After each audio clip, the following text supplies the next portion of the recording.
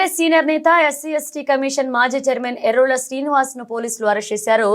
MLA పాడి Kaushik Reddy arrest సమయంలో దురుసుగా ప్రవర్తించారంటూ ఎర్రోళ్ల శ్రీనివాస్ పై పోలీసులు కేసు నమోదు చేశారు.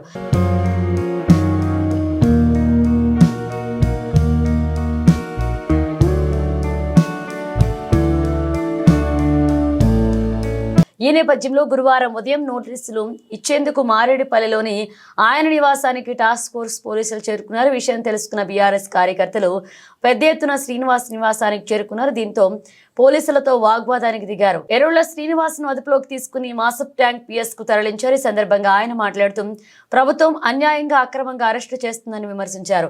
ప్రశ్నించిన వారిని కాంగ్రెస్ సర్కార్ వేధిస్తుందని ఆగ్రహాన్ని వ్యక్తం చేశారు. 14 ఏళ్ల పాటు ఉద్యమంలో పాల్గొన్నానని ఎస్సీ ఎస్టీ కమిషన్ చైర్మన్ గా పనిచేశానని చెప్పారు. తెల్లవారుజామున వచ్చి ఇంటి డోర్లు కొట్టడం ఏంటన్నారు. ప్రభుత్వం కుట్రపూరితంగా కేసులు పెడుతుందని మండిపడ్డారు. ఎన్ని కేసులు పెట్టినా ఎంత నిర్బంధం విధించినా ప్రశ్నిస్తూనే ఉంటానని స్పష్టం చేశారు.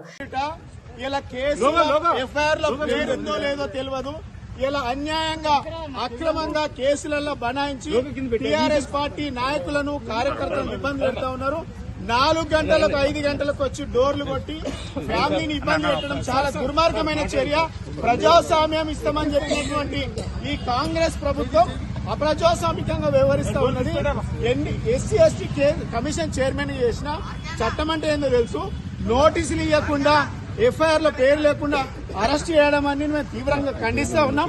ఇది ప్రభుత్వం కుట్రపూరితంగా పెట్టేటువంటి కేసులు.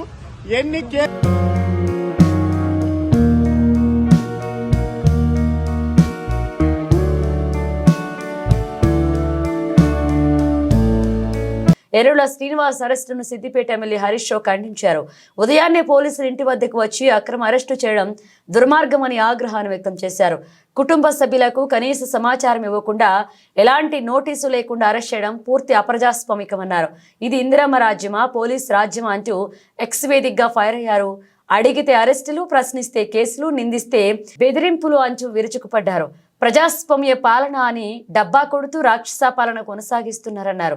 సెలవు రోజుల్లో కావాలనే బీఆర్ఎస్ నేతలను అరెస్ట్ చేస్తూ సీఎం నియంతలా వ్యవహరిస్తున్నారని వ్యాఖ్యలు చేశారు.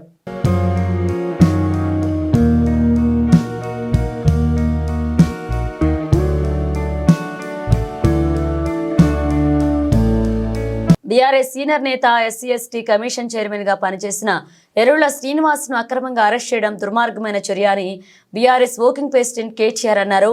ఎన్నికల ప్రచారంలో దళిత బహుజన వర్గాలకు కాంగ్రెస్ ఇచ్చిన హామీల అమలు కోసం బీఆర్ఎస్ తరపున ప్రశ్నిస్తున్నందుకే ఎర్రోళ్లపై కక్షగట్టి అక్రమ కేసులతో వేధించాలని చూస్తున్నారని ఆరోపించారు. కనీసం నోటీసు కూడా ఇవ్వకుండా తెల్లవారుజామున ఎర్రోళ్ల ఇంటికి వెళ్లి వారి కుటుంబ సభ్యులు భయభ్రాంతులకు గురి చేయడాన్ని తీవ్రంగా ఖండిస్తున్నామన్నారు. ఇందిరమ్మ రాజ్యంలో 6 గ్యారెంటీలను అటకెక్కించి 7వ గ్యారెంటీగా ఎమర్జెన్సీని ముఖ్యమంత్రి అమలు చేస్తున్నారన్నారు. ప్రజల్లో వెలువెత్తుతున్న వ్యతిరేకతను తట్టుకోలేకే నిర్బంధం అణచివేతతో బీఆర్ఎస్ గొంతు నొక్కే యత్నం చేస్తున్నారని విమర్శించారు. రోజు రోజుకు పెరిగిపోతున్న నేరాల నియంత్రణతో పూర్తిగా చేతులెత్తేసి ప్రధాన ప్రతిపక్షాన్ని ఎలా నియంత్రించాలనే దానిపైనే సర్వశక్తులు ఒడ్డూడుతున్నాయన్నారు. అక్రమంగా అరెస్ట్ చేసిన ఎర్రోళ్ల శ్రీనివాస్ ను వెంటనే విడుదల చేయాలని డిమాండ్ చేశారు.